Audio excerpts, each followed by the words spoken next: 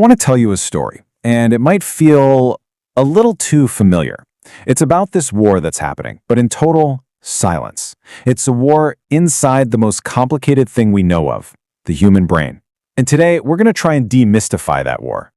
And get this is a true story. I'm talking about a real person, a totally normal neighbor who, one night, suddenly believes in something completely impossible. And no, this wasn't a joke. She wasn't on drugs. Something deep inside her had just fundamentally changed.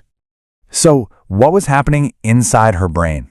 To really get that moment on the roof, we've got to rewind a few weeks. Because it turns out, her brain was sending out all these warning signals. Signals that were so easy to miss if you didn't know what you were looking for. So, check this out. Just 3 months ago, Sarah was the neighbor you'd asked to water your plants.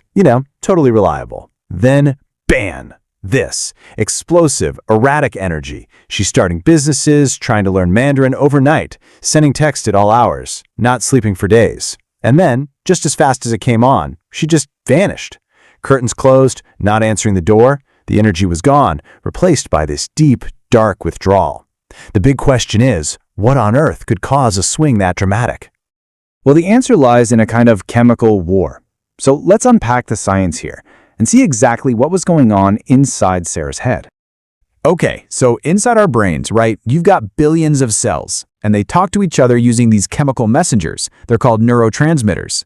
The easiest way to think about them, they're like text messages. And when it comes to your mood, there are a few key players. You've got serotonin, that's all about stability. Dopamine, that's your reward and pleasure driver. And norepinephrine, that's what keeps you alert. Now, in a healthy brain, that whole conversation is pretty balanced. But in Sarah's brain, it was just total chaos. And this really shows you the two extremes of that chaos. On one hand, you have mania. Think of it like a chemical flood. Her brain was literally drunk on its own chemistry. She felt invincible, her thoughts were racing a million miles a minute. Then, on the other side, depression. That's a chemical drought. Her brain was starving for those chemicals, making the simple act of getting out of bed feel like climbing Mount Everest. This condition has a name, of course. It's bipolar disorder. Her brain was on a roller coaster of chemical highs and lows, and she had absolutely no control over it. This was a ride she never, ever bought a ticket for. But Sarah's story, as intense as it is, it's really just one corner of a much bigger map. So now let's zoom out a bit and look at the wider spectrum of these chemical wars. All right, so we met Sarah with those extreme swings, but then you have someone like Marcus. He experiences major depression. It's a constant, crushing low, no mania, just what he describes as feeling like a computer that's stuck on 20% battery, forever.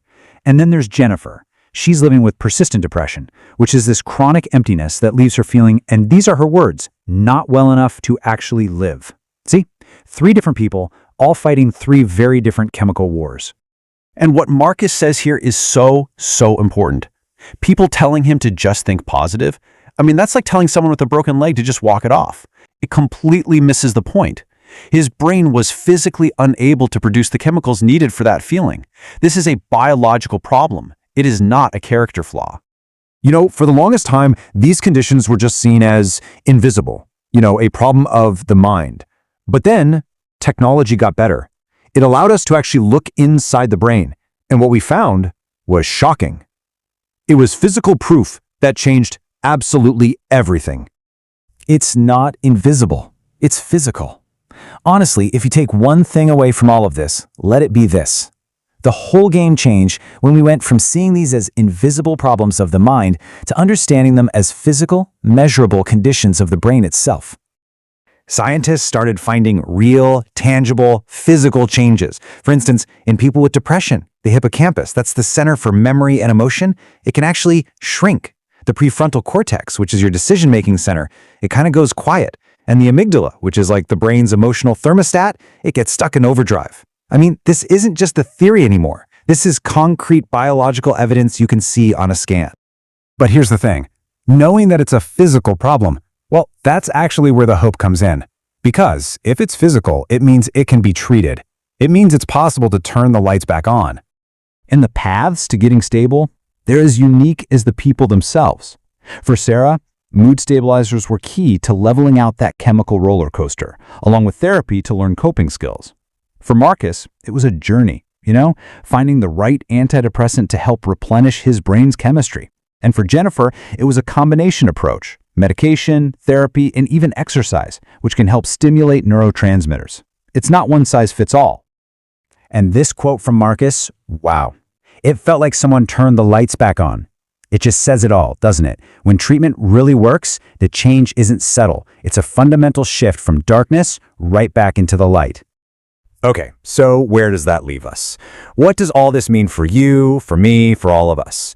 It means we have to grapple with a pretty difficult truth. Your brain can lie to you. Think about this number, 1 in 25. That's how many adults right now are living with a serious mental illness. I'm talking about conditions just like the ones we've talked about. I mean, just look around you, your office, your family, your friends. This is not some distant problem. It's right here, in our lives. And here's the bottom line. Your brain is an organ. That's it. It's an organ just like your heart or your kidneys. And sometimes organs malfunction, right? I mean, we would never, ever tell someone with a heart condition to just have a better attitude. We need to start seeing the brain in that exact same medical light. And that brings us right back to Sarah. You know, after she got treatment and became stable, she said something that it's chilling. She said the scariest part wasn't being on the roof. It wasn't the deepest depression. The scariest part was realizing that her own brain could turn against her, that her entire perception of reality could be hijacked by its own chemistry, and she might not even realize it was happening. And that leaves us with a final, really unsettling question to think about. If your own brain, the very organ you use to perceive the world, can lie to you this convincingly, how do any of us really know what's real? It's something to think about.